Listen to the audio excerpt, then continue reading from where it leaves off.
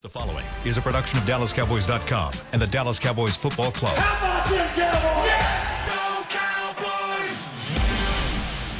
This is Talkin Cowboys. Streaming live from the Dallas Cowboys World Headquarters at the Star in Frisco. Pollard streaks in.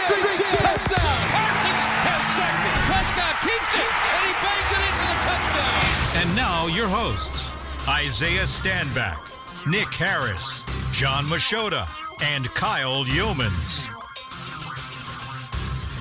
It's a Thursday edition of Talking Cowboys presented by Black Rifle Coffee Company, the official coffee of the Dallas Cowboys. Hope you're awake and ready to roll because we have some defense to talk about today. It's the Cowboys offense and the 49ers defense in a matchup on Sunday Night Football. That's what we'll preview today. We'll have Isaiah's scouting report in QB Vision coming up in about 15 minutes.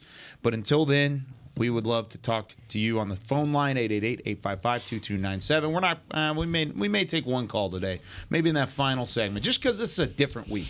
This is different. It's got a good feeling around it. If you can't get on the phone line, shoot us a text, 817-290-3298. Gentlemen, how we doing today? Doing great. Could not complain. I like the jacket, by the way. Thanks, man. Made a little run to the pro shop. You feel me? Yeah? The pro shop? Yep. Was that just hanging on the rack, or did they pull that out of the back for you? It was. It was on the rack. They said, Nick Harris is in here, and they just pulled it right out of it. They had like a golden bag around it. Yeah, something like that. Yeah, I couldn't quite get the John Machota Classic, but they have like a whole specific store just for him in there. That is very kind of them. Yeah. The man that's wearing Nike on the hat, and he's got the Under Armour on the jacket. I will say this right now. This is probably the only Under Armour thing I own. I am really hardcore Nike. I was about to say, you usually rock the Nike. Always Nike. Yeah. This is the only thing that I own. I got it for training camp. It fit okay. I was like, all right. Almost did one of those things where you put the tape over it. I'm very loyal to Nike. Yeah. I don't know why, but I just like their stuff. Yeah. And you're wearing, do you know Phil? I don't. I don't, but I was going to just check. I know someone who does. I know someone who does. Yeah? Yeah, there isn't many days where I'm not wearing either Nike or Jordan brand, one of the two. So yeah, and he's got some of the best shoe game I've ever seen. Money, just by the way, money, man. Can't hide it.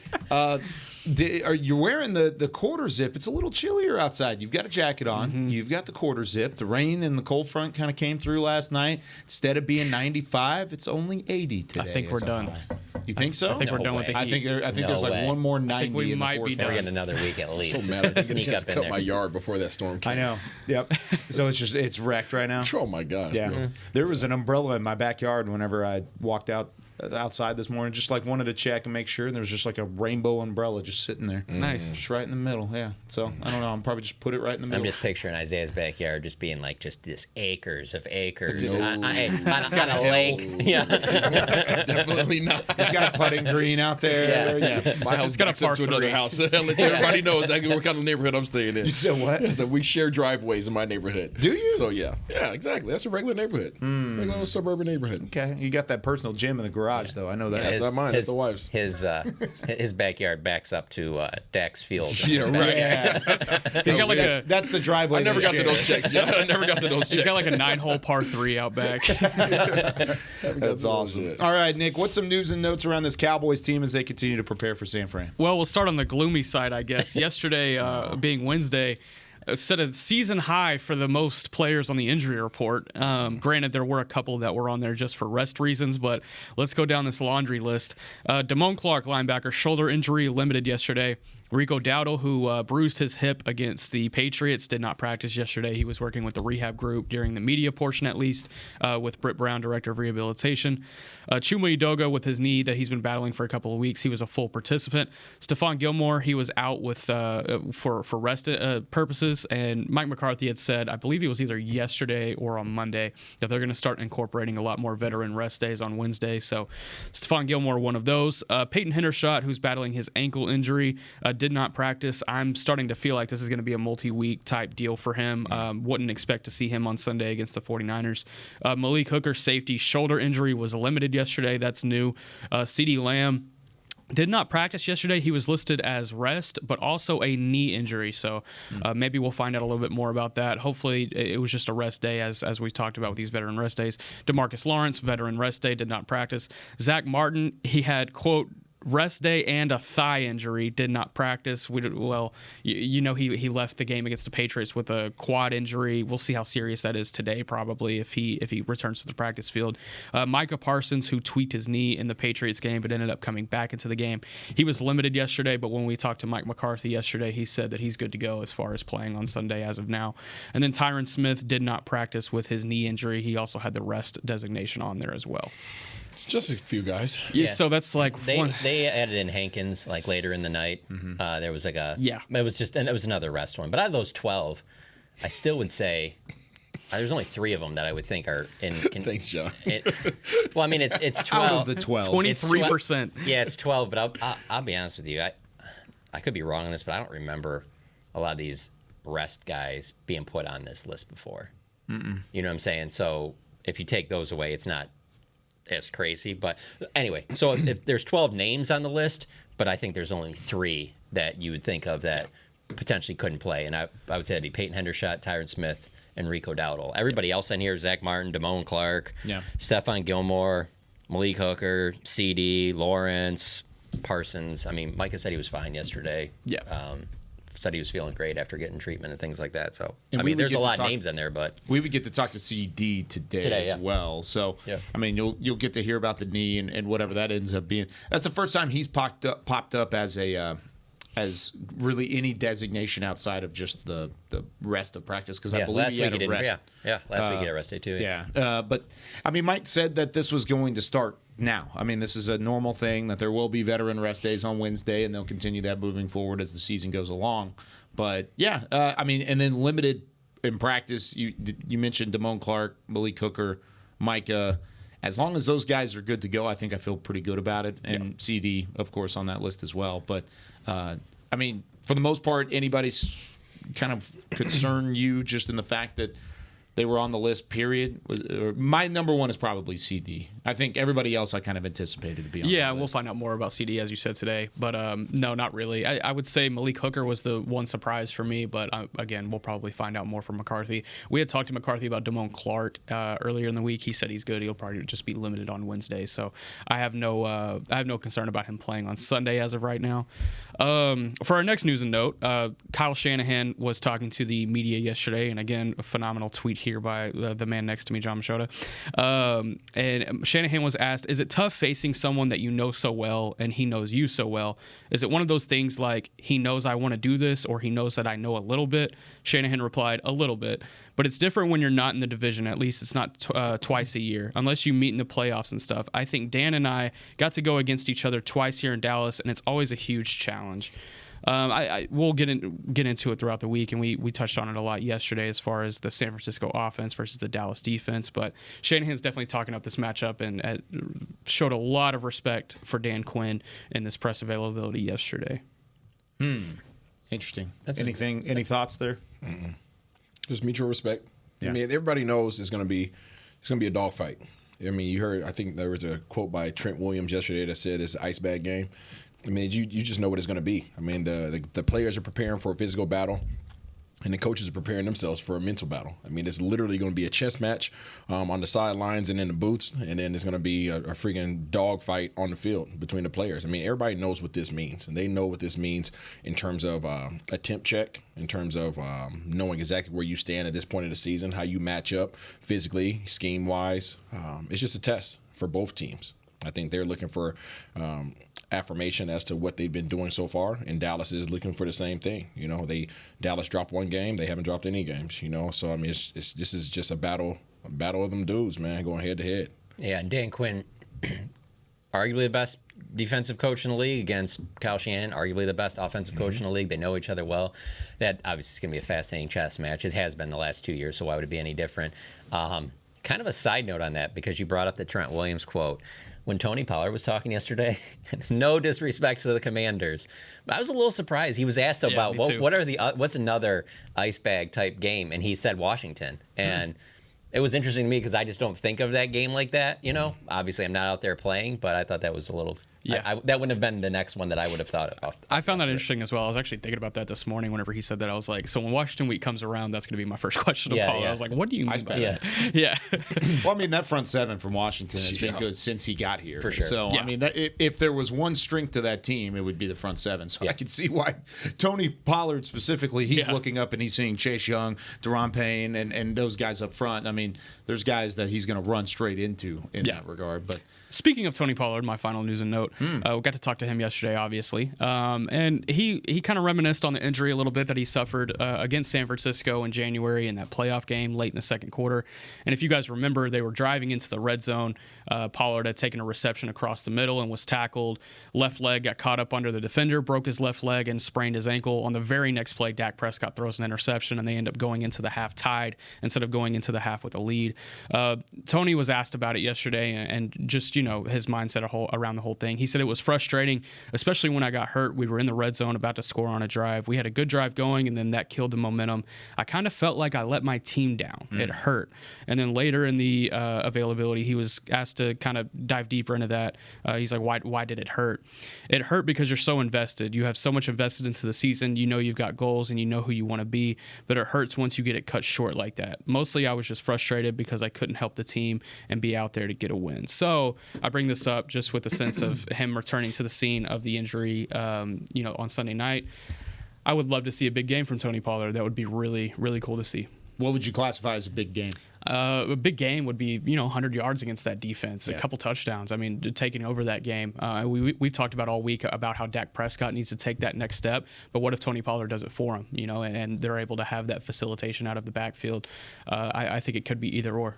Yeah, it would have been interesting to see if he doesn't get hurt on that play. They go down and score a touchdown, take a touchdown lead into halftime, just because they did such a great job in that first half against McCaffrey.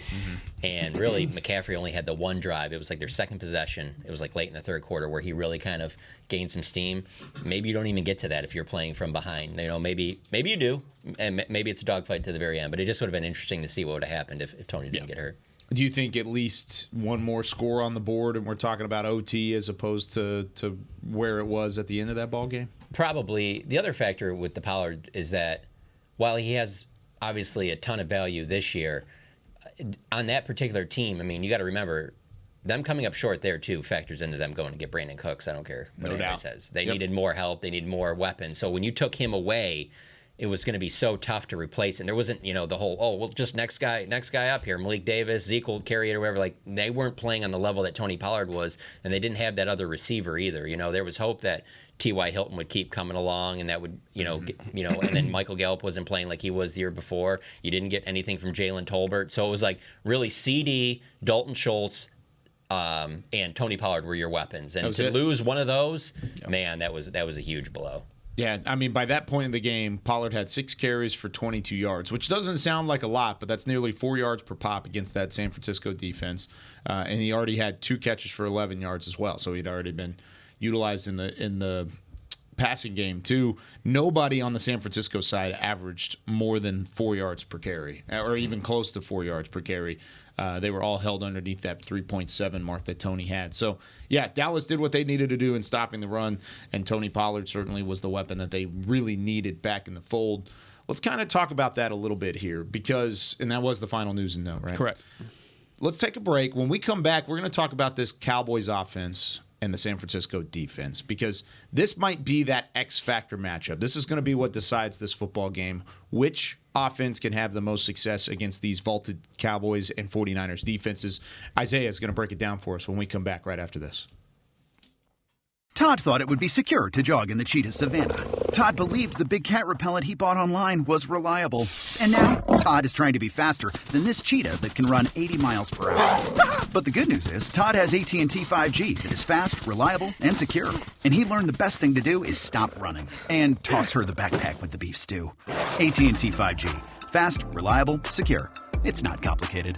5G requires compatible plan and device. 5G may not be available in your area. See att.com/5G for you for details. Black Rifle Coffee Company serves premium coffee to people who love America. When you drink Black Rifle coffee, you are directly supporting veterans, law enforcement, and first responders in your community. Black Rifle's expert roasters love coffee almost as much as Texas loves football, so it makes sense that America's Coffee partnered with America's team. Go online at blackriflecoffee.com and fuel up with the official coffee of the Dallas Cowboys. That's blackriflecoffee.com to fuel up today. Cowboys fans, after that move, we've just coined the term Rowdy Replay. Let's roll back the tape. Okay, there's our mascot Rowdy cheering on the boys. And now he's on his phone, on his Bank of America mobile banking app? Staying on top of his finances with his virtual financial assistant, Erica. Bank of America's digital tools are so impressive. Cowboys fans just can't stop banking. Learn more at bankofamerica.com/can't-stop-banking. Erica is only available in the English language. You must download the latest version of the mobile banking app, only available on select mobile devices. Message and data rates may apply. Member FDIC. Welcome back into Dear Doctor, the show where I answer life's questions with an ice-cold can of Dr. Pepper. Sheila, let's hear from our next caller, would you? Dear Doctor, my friend supported me during a tough time, but what's the right gift that says, thanks for being a shoulder to cry on? Okay, this one's easy. I say give her a delicious Dr. Pepper. Nothing says, thanks, girl, better than a one-of-a-kind soda. Yes, any Dr. Pepper flavor will do. Now, just a reminder that I don't need to be a real doctor to know that Dr. Pepper is the one you deserve. Back to Talkin' Cowboys. Back here on Talking Cowboys, this portion of the show is brought to you by Quaker Oats, a super trusted superfood. Quaker Oats, the official oatmeal sponsor of the Dallas Cowboys. It's also brought to you by Dallas Cowboys Fan of the Year, presented by Captain Morgan. We've got Nick Harris, John Machota, Isaiah Stanback, Chris Beam in the back. I'm Kyle Yeomans. All right, Isaiah, break it down for us. Cowboys offense versus the San Francisco 49ers defense. We'll start with the defensive side. What does San Fran do well? San Fran is a very aggressive team. San Fran is very, I would say, probably one of the more cockier defenses in the league. When I say that, I mean that they are fully confident in their abilities individually, and they come together as a team to play very, very aggressive. How can I state that better? The defensive line does some very unorthodox things in terms of alignments. So you have your traditional 4-3 alignments, you know, your one technique, your three technique, typically shaded to the tight end or away from the tight end, depending on whether they're going over or under. But these guys sometimes will mix with that, right? They'll mess around with that a little bit. They'll go a 3 technique and a 5 technique. So they'll leave the middle of their defensive line vacant.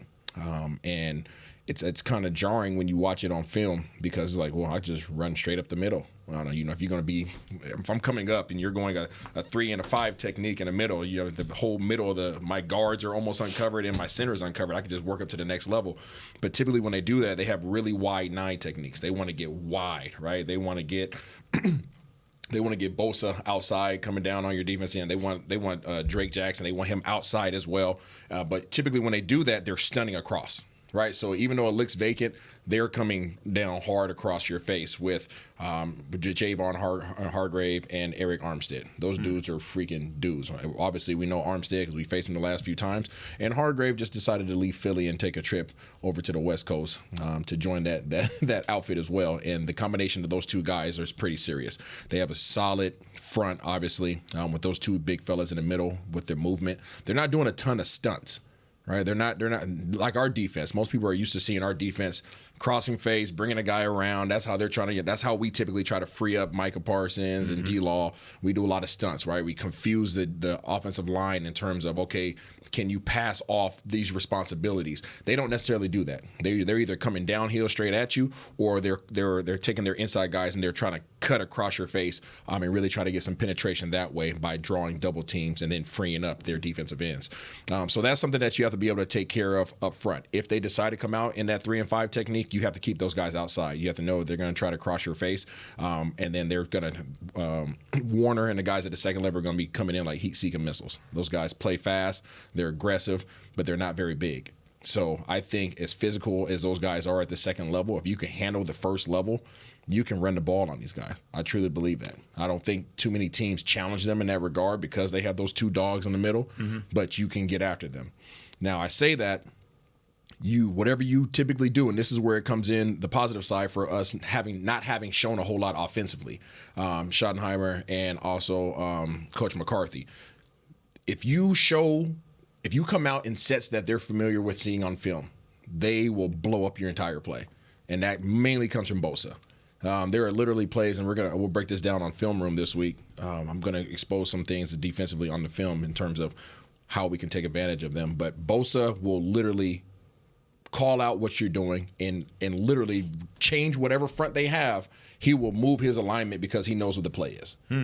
Literally will change the play. Like, he will just say, okay, I'm supposed to be outside in the wide technique. Nah, screw that. I'm coming down into a 7. And then I'm going to stun across the face of the tight end and the tackle, and I'm going to blow this play up, this running play in the backfield, and almost just take the handoff from you.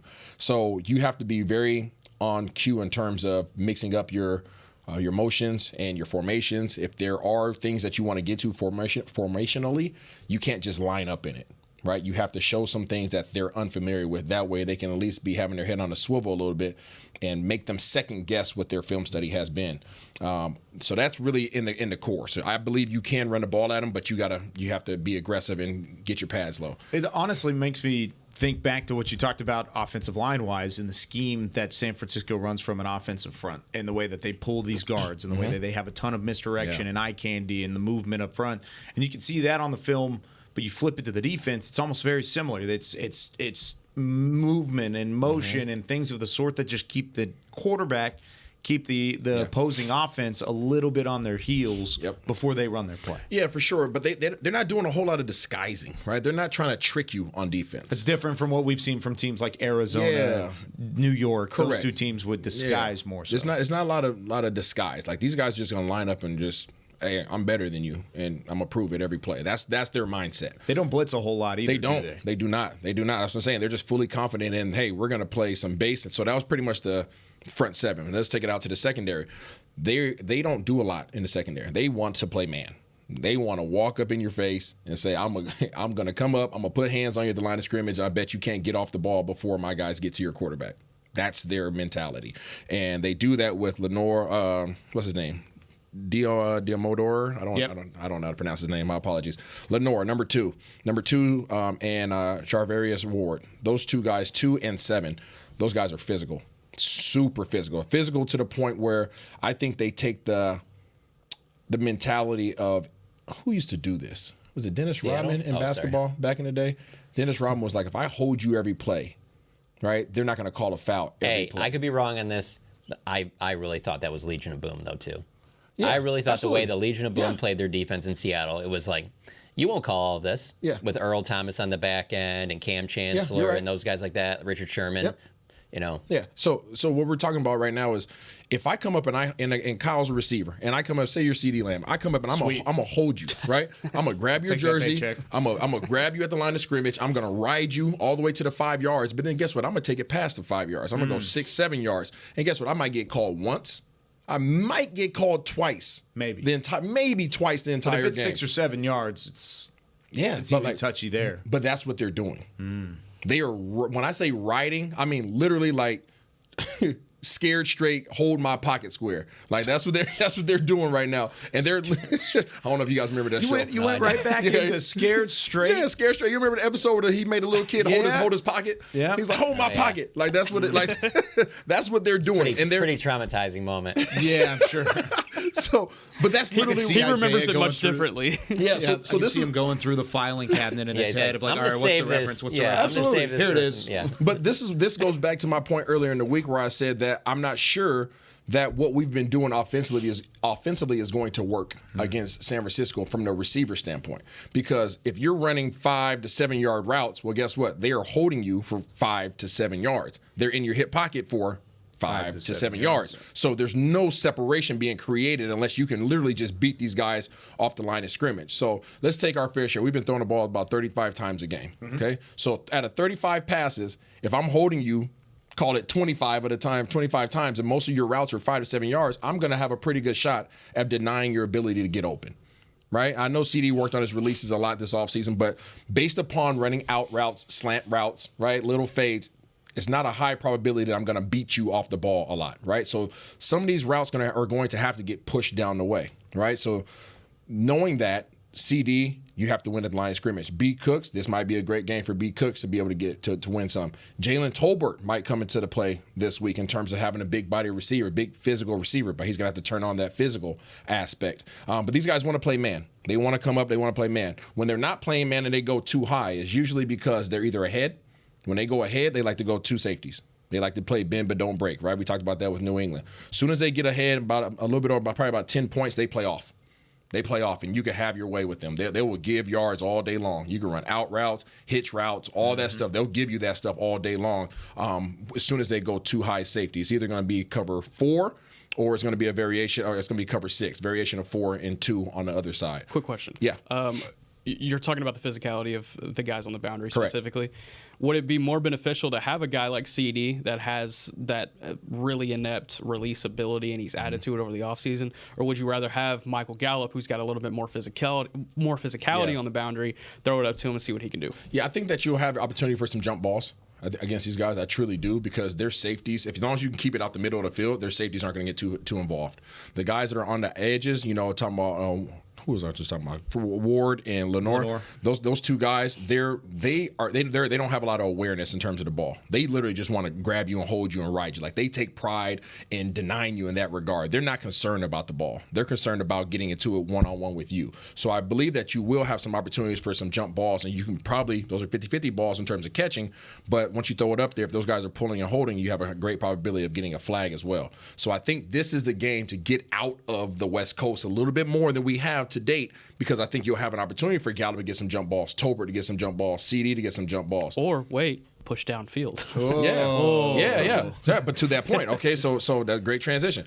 So that's in the secondary, but when they do decide to pressure, they have a great understanding of your offensive blocking scheme. So very much so, like Dan Quinn. We showed some things I think maybe even last week, where Dan Quinn was able. No, it was Dan. It was New England, where they did a good job of coming up and knowing what you were doing protection wise and drawing your offensive lineman to your attention. The linebackers is a head fake, right? Drawing you up and then backing off. They do the same exact thing, except for instead of that guy backing off, they'll line Warner up, right? They'll go those wide techniques. They'll go to 3 and 5, put Bosa on the outside, put Bosa coming off the edge. Walk Warner up in the middle, okay, draw that guard. As soon as that guard comes to Warner, he'll go and literally, instead of rushing and going in the running back, picking him up, he will go and push the offensive tackle off of Bosa. He will do this. Like, as soon as they know there's a 5-man protection, instead of rushing, okay, once they draw that guy, the guard goes somewhere else, the running back's supposed to go and take him. Warner literally has a clear shot at the quarterback, except for the running back impeding his ability to get there. Instead of taking that rush, he would much rather free up Bosa. So he passes up the rush. He will go and literally push the tackle, right? All his energy, go on that inside shoulder, push the tackle, and Bosa will come off of his butt. And then you have your running back trying to block Bosa. That's what they want to do. So their scheme isn't necessarily get anybody home except for Bosa. And their whole schemes are to free him up. He is their game wrecker. So it takes a good read from a guy like Warner to diagnose that post-snap. Yep. Once the snap happens, he's got to diagnose, all right, there's a 5-man front coming my way, and it's the running back. And then he's got to make the split-second decision to try and help out 97. Absolutely. Get there and help out Bosa. And that's why I'm saying from the protection standpoint and from the receiver standpoint, in terms of your schemes, your passing game, you have to change up what you've been doing. You have to change up what you're doing. You have to push the ball down the field more. Otherwise, you're going to have a lot of contested passes. And you have to change up your blocking scheme a little bit. Otherwise, these guys are going to pick apart, and you're going to have Bosa having a field day. You can go out there and chip them. There is some film of guys going out there and getting some good chips. But that's not something that you're going to do every single play. Yeah. Right? You think that this is a game where potentially Dak gets out of the pocket more just to maybe buy some time to get some of those receivers more open if there's nothing there, or possibly use his legs to run more? There are the weakness of this defense, and again, check out Film Room this week because you'll be able to see it better. Yeah. When they decide to play coverage, okay, they're playing man. One thing about man is the cornerbacks can't see what's behind them. Right? Once they get their shoulders turned to the sideline, now I'm running, say CD runs a go, my back is turned to the original line of scrimmage. I can't see what's behind me anymore. Their weakness defensively is their second-level defenders, okay? They're linebackers, Warner and Greenlaw. Those guys are really good. They're fast, they're physical, but they give a lot. They give a ton. So shallow routes, right? Under routes. If you are going to go into the West Coast game, you have to go into your drive concepts. Less of the outbreaking stuff, more of the stuff across the middle, because their linebackers end up dropping about 10 to 12 yards off the ball. So you have an opportunity to hit B. Cooks on a nice little 5-yard shallow route across the center, get him the ball in his hands and let him run with it, right? But That's how you have to attack these guys. The middle of their defense is weak coverage-wise. And that's how I believe that you can win it, because I think you can run the ball against them as long as you can get up to that second level and don't let them stun across your face. Tall task. Yeah, tall task. But Yeah, they do expose themselves when they line up wide, right? As soon as they vacate that middle, okay, they're not going to leave the middle vacant. They're not blitzing up the middle. At least they haven't shown that, right? So most of the time, as soon as I get you in that 3 and 5 technique, I just got to keep you out there. Right, and I need Martin to take care of his business. I need Tyler Smith to take care of his business. Keep those guys out there, and Biotish, I need you to go pick off one of those linebackers. Right, just get up to the next level, and then TP, you got to make one of those linebackers miss. Yeah, that's so. It's that easy. Everybody, yeah. All right, thanks, boom, guys. That's how you win the game. Cowboys are now 4-1, and we're moving on to face the Chargers on Monday Night Football. I want to go back to one of the talking points you just mentioned with Fred Warner kind of helping Bosa off of his block. One, how unique is that? Is that something that a lot of teams have done in the past that you've seen, period? And two, if Dallas wanted to copycat league this thing and just take this, how well would that work with Leighton Vander Esch, Damone Clark, and trying to free up a guy like Micah Parsons? Oh, I mean, it works really well. It works really well because you're so locked in. So I'm trying to figure out how to say this over the air and make it make sense. Imagine Bosa outside of your tackle on the right side. Yeah. Okay. Bosa's outside of your tackle. The nearest defender is in a 3 technique. So he's inside, right? Inside of your guard. Okay. Pretty much. So there's a big gap. There's a huge gap between your tackle and your guard, right? So all of a sudden Warner inserts himself. Okay. So the 3 technique has to get taken by your guard. So your right guard goes left, your right tackle goes right? There's a big void right there. Warner, instead of running straight towards your running back, who's now responsible for him in pass protection, Warner sprints and literally just puts his weight on the inside left hip of your right tackle. Just runs through the left hip of your tackle. And then it allows Bosa to scrape off of that. Absolutely. But where's your running back going? Your running back's going to get who? To the hole. Your running back's going to Warner. Sure. Right? So as Warner goes to the right, your running back goes to the right. So then there's a huge hole. So then there's a whole huge hole. So now the person that's responsible for Bosa is now pushed off his mark. He can't get back, right? And then you have Bosa coming inside with your running back off balance. It's a cold combination, but you have to choose right. And I think what hurts here even more is if Rico Dowdle can't go, because then you're relying on Tony Pollard down for down, or maybe trying to get Hunter Lipke involved in pass protection. But that's tough. Yeah, and that's just Bosa doesn't need that.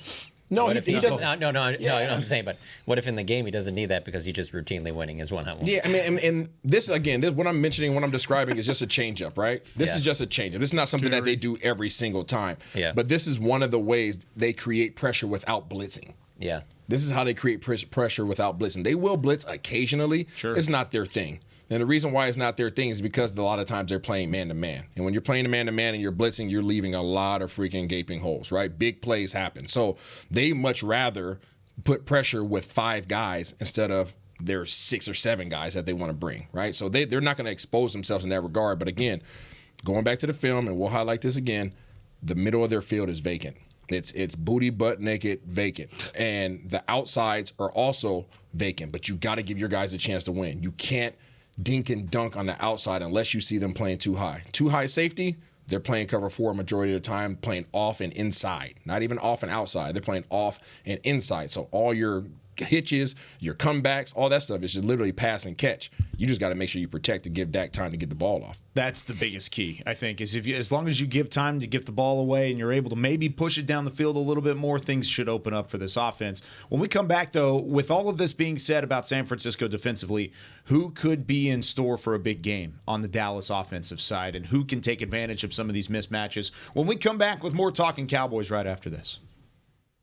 They say champions are remembered, but legends are never forgotten. United Ag & Turf offers a winning lineup of John Deere equipment built to tackle any challenge on and off the field. Legendary John Deere tractors, combines, residential mowers, commercial mowers, compact construction equipment, Gator utility vehicles, and a full line of golf and sports turf equipment. United Ag & Turf, the official Ag & Turf equipment supplier of the Dallas Cowboys. Visit UnitedAgAndTurf.com to find a location near you. Are you ready to take coffee off your grocery list forever?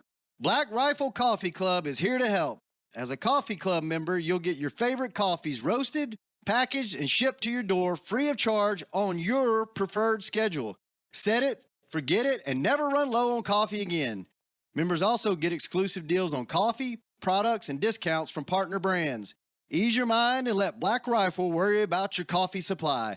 Go to blackriflecoffee.com to join the coffee club today. It's the official men's skincare brand of the Dallas Cowboys, Jack Black. And right now, Cowboys fans can get 15% off their $75 order. Plus, because every deal needs a playmaker, your order will include a free 5-piece skincare set and free shipping. The Jack Black Playmaker is 4 of Jack's favorites and a full-sized intense therapy lip balm. Make a play for the Playmaker at getjackblack.com/Cowboys with the code CowboysVIP. That's getjackblack.com/Cowboys with the code CowboysVIP. Todd thought it would be secure to jog in the cheetah savanna.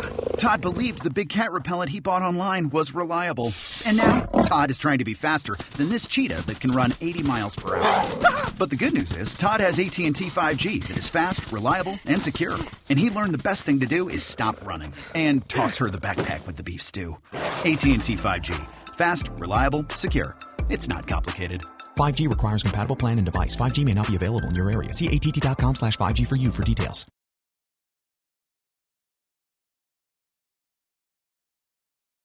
Back to Talkin Cowboys.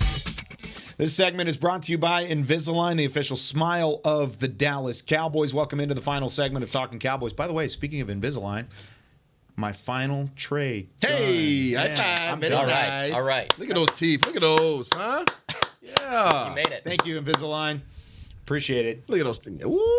That's just a year, a little bit of change. Look at that. Those things Year almost and like change. fake. They're so perfect. That's nice. I like it. The Invisalign, I will say, this is not, they don't pay me any extra money, even though I wish they would.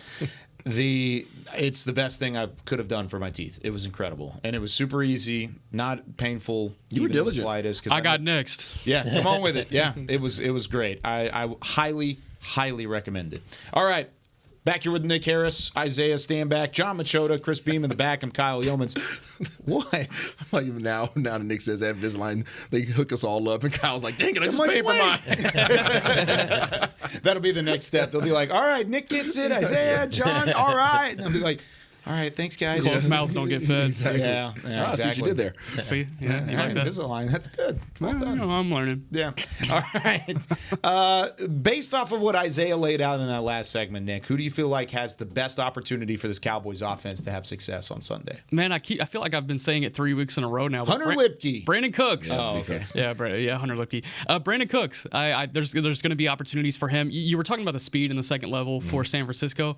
I like Dallas' speed more, even not only in the second level, but in the secondary as well. Yeah. If you can fight off that contact that you were talking about in the secondary, there's going to be a lot of opportunities to get open downfield and get some big plays, I feel like. But it's, again, being able to control things up front. If Dak just has a sliver of more time than what San Francisco has provided other quarterbacks so far this season, then I feel like he can do what he can do. And that's what this offense is predicated around. We've talked about it so much.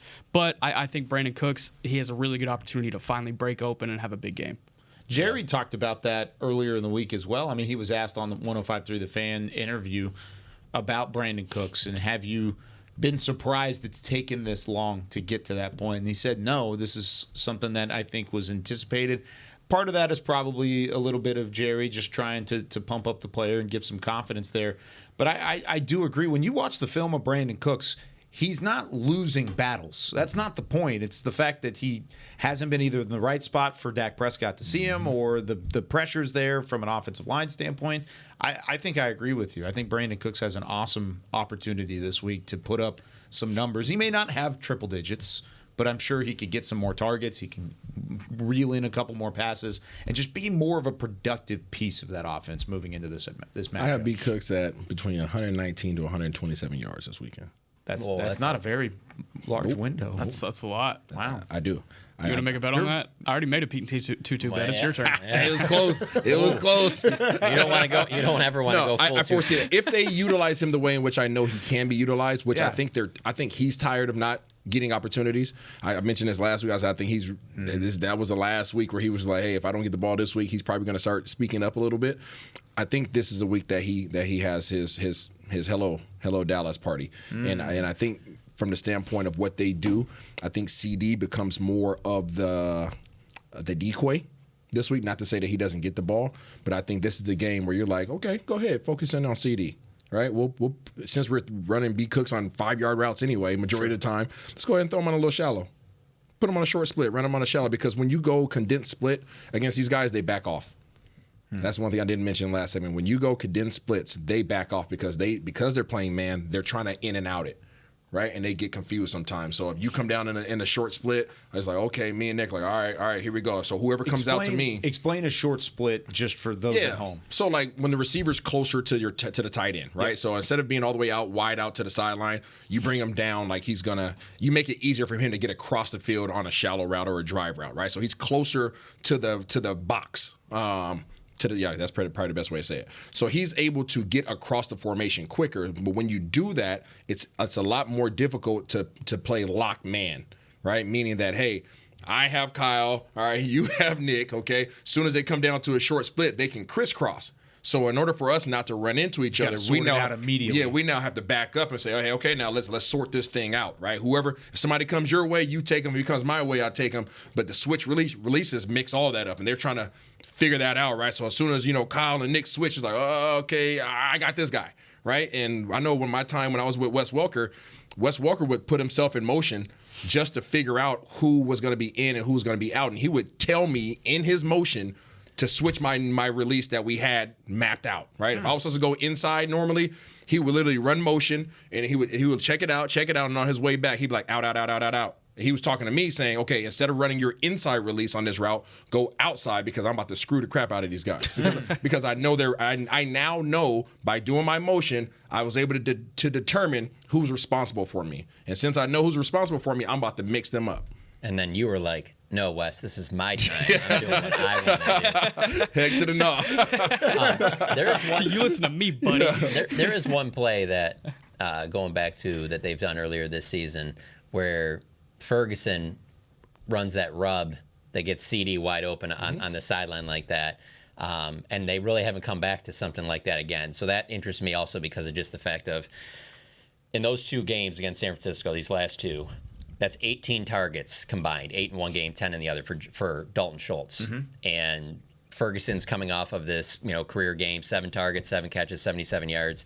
I think he's a guy to also potentially have maybe a surprise game there. There were a lot of opportunities in both those games for Dalton Schultz, I'm excited. And you brought this memory back up. I mean, we talked about it after that. It was the first game of the year. It was against the Giants, I believe, when you're talking about that rubber out with CD that opened things up. Yep. We were saying, wow, the Cowboys as a team have not run the rubber out. They haven't run those legal picks, as you would say in the NFL. Pick is not allowed, but you can run a rubber out. You can certainly do it the right way. You have to be running a route. You can't just run at somebody. And you see it a lot in the college game where guys are just like right off the snap, you're just like, you can't just go run out and block. They're going to call it every time. But if you make it look like you're running a route to where you're going, then, they won't call it. The Patriots, I always feel like we're great with that. Yeah, the Patriots have always been really good at it. I mean, there's teams. I think the Eagles do it really well now. But you take what they've done, the Cowboys have done in the past. They haven't run those rub routes the same way. And we looked at it in week 1 and said, wow, okay, here we go. The new scheme, new offense, West Coast.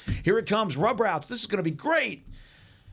We haven't seen it since, or at least to that success. We haven't seen it since. I know people don't want to hear this, but the reality is, I'm sorry, and I know I'll see Coach McCarthy later. He'll probably look at me sideways, but they've been saving a lot. I feel, this is my feeling, okay, they went through the first part of this season knowing that what they had was probably enough. And as the game started to play out, they realized that, okay, we don't have to display a lot of the things that we already were planning on holding back, but now we can hold back even more. Yeah, 3 of the 4 games. Yeah, 3 of the 4 games. Defense balled out. Sounds like you read Nick at Night this week. But I mean, if you look is that what it is? Yeah. If you even look at the last few years, like the Cowboys have gotten off to hot starts, and then there just hasn't been something for the answer late in the year, and they've kind of gone in the playoffs not playing their best ball, whereas the San Francisco or Philadelphia at times they were playing their best ball. So to me, it does make sense to maybe save some things so that you do have something that's not like, oh, well, we've seen them run that 1,000 times in this situation. This is exactly what the Cowboys are going to do. That's the great thing about the West Coast offense, though, right? So as soon as we heard about the West Coast offense, you guys, Kyle, I got super excited because there's so many things that you can do. Isaiah threw a party. Oh, my West gosh, Coast bro. Party. It's, I mean. Had no, it didn't. It had Whataburger. You could run the same concept, right? You could run the same concept 10 different ways, easily. And for you, your responsibilities are exactly the same. My confidence level in running the route is uber high because I've ran this route a gazillion times. I'm not changing what I'm doing. I'm changing the way it looks to you. Right, so with that, these guys can do a whole lot. They can line up in a freaking double formation. Mm-hmm. They can shift. They can shift from that. Then they can motion over to a bunch set. I mean, they could do a whole lot of things and run the exact same routes. Only thing they're changing is, hey, how we line up, what we shift to, and what we're going to motion to. Defense has to figure out a whole lot. They're changing between one call. We're going man. Okay, no, we're going 2. Okay, no, we're going back to 4. Okay, just go 4. Back up. Okay, cool. We got you. Boom, under route. Let's go. 10 yards. All right, move the chains. Next play. Right? And then you just got to. One thing that Dallas has to do is be patient. Be willing to take the little small game. Right underneath. Be willing to play the small game. Don't get into all this talking up front. Because that front seven is going to talk. Mm-hmm. The front seven is going to do this all day long. And the DBs are going to talk. Because they want to grab you and hold you. CD has to have the highest emotional intelligence that he's had to date. Because they're going to be in his ear. And they're going to try to get him out of his game. And I think he's working out of that. I think there's only one game this year where you saw him kind of revert back a little bit. To loss to Arizona. Yeah, well, he was really frustrated, right? Just be emotionally high. Right, and just put your blockers on and go on to the next play because these guys want to get you talking. It's going to be a crazy atmosphere. Just execute your game plan. Just freaking execute your game plan. And I think you would get these guys looking around like, oh, crap, this just got real. Yeah. I love this stuff, man. I really do. I love looking into this matchup and looking at the little intricacies of what this game can entail because everybody's going to be watching. Everyone will be watching. There's going to be 30 million people watching on Sunday Night Football between the 49ers and the Cowboys. But there's only going to be a select few that watch Talkin Cowboys and really know what's going on and really know how to dissect what's happening on that field in Santa Clara at Levi's Stadium. All right, gentlemen. John, have fun this weekend. Oh, I will. Yeah? Are you excited for a West Coast trip? I am. I'm always excited to go out to the Bay. Oh, yeah. See some water, you know? Yeah. A little E40. Yeah? No. Yeah, I am. You see E40, tell him I said what's up, man. I will do that. I will do that. Tell him what's up. Yeah. That's good. Hey, if you go up to E40 and get it on film and you say, ooh, yeah, I'll give you $100. And he just slaps me in the face. And he says, don't ever do that again. Who are you? All right, we'll be back tomorrow with more Talkin Cowboys. We've got to say it with your chest. Friday, we'll have some under-the-radar matchups to keep an eye on, and we'll also make our pick'ems and update the standings as well. We'll see if Isaiah and I were still tied for the lead in the pick'em standings, see what's going on. I heard somebody had a good week. Ooh, who was it? Oh, we'll find out tomorrow. We'll find out tomorrow. I like it. For Chris Beam, Isaiah Stanback, John Machota, Nick Harris, I'm Kyle Yeoman saying so long from the Star in Frisco. We'll see you tomorrow with more Talkin Cowboys. This has been a production of DallasCowboys.com and the Dallas Cowboys Football Club. How about this, Cowboys? Yeah!